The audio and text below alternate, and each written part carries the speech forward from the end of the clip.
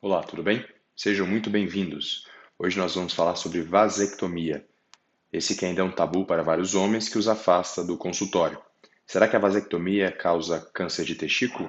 Será que a vasectomia está associada à impotência sexual?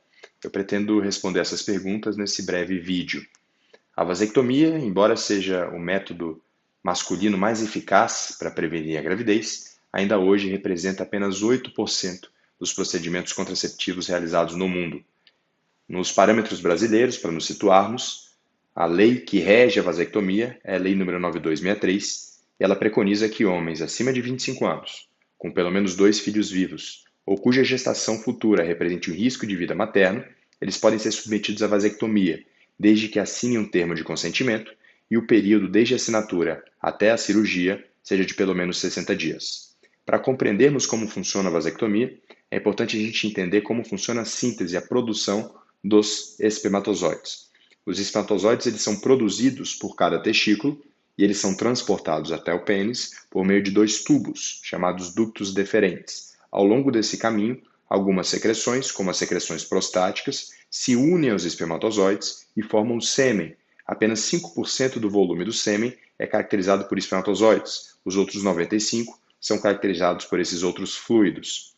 A vasectomia nada mais é do que a interrupção, a obstrução desses 2 canais, desses 2 ductos deferentes. A técnica que eu uso, eu realizo uma incisão de cada lado do testículo, relativamente pequena, até 2 centímetros. Eu identifico, isolo esse ducto deferente.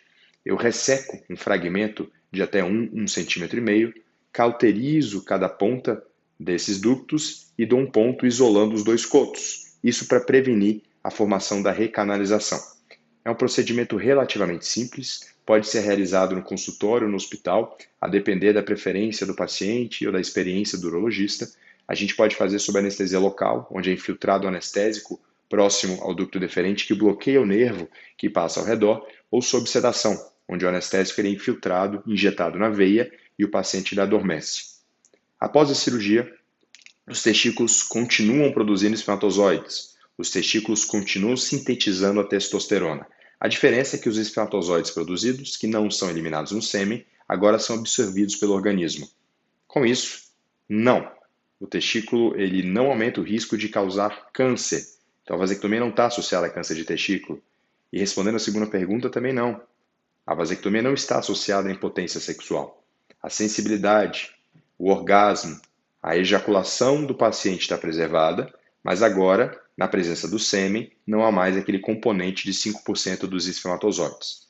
Os cuidados de pós-operatório da vasectomia são relativamente simples. Eu prescrevo o uso de anti-inflamatório para controle da dor, oriento o uso de antibiótico por um período de 7 dias para prevenir infecções. O paciente ele vai de alta no próprio dia da cirurgia. É importante também usar um gelo local, um suspensório escrotal para diminuir o inchaço e a dor do testículo. Eventualmente, eu oriento os pacientes a usarem uma cueca ou uma sunga mais apertada.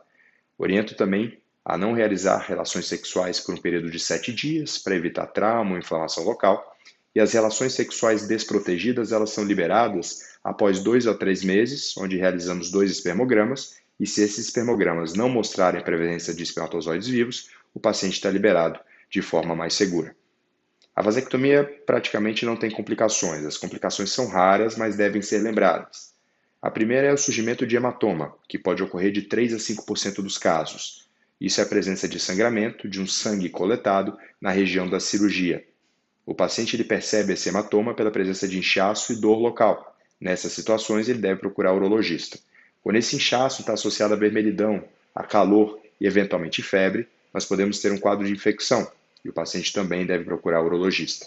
Até 5% dos casos, o paciente pode evoluir com uma dor crônica, por inflamação do nervo que passa perto desses tubos. O controle da dor é feito com medicação, com infiltração de injeção e outros tratamentos mais específicos. Uma última complicação que eu gosto de citar, embora não seja considerada necessariamente uma complicação, é a presença de granuloma espermático, que ocorre de 15 a 40% dos casos. Os espermatozoides que são sintetizados pelo testículo são reabsorvidos, podem sofrer uma resposta inflamatória e, na altura do corte, o paciente, durante o autoexame, ele pode notar a presença de um nódulo. Esse nódulo não é visível a olho nu, é um nódulo interno e geralmente não causa nenhuma repercussão clínica para o paciente. Como vocês puderam ver, a vasectomia é um procedimento eficaz, seguro e relativamente simples e deve ser considerado pelo casal que não deseja ter mais filhos. Eu sugiro a procura de um urologista de confiança. Sane esclareça todas as suas dúvidas em consulta. Se houver dúvidas ou sugestões, por favor, deixe a mensagem no link abaixo. Estou aberto sempre para ajudá-los. Obrigado.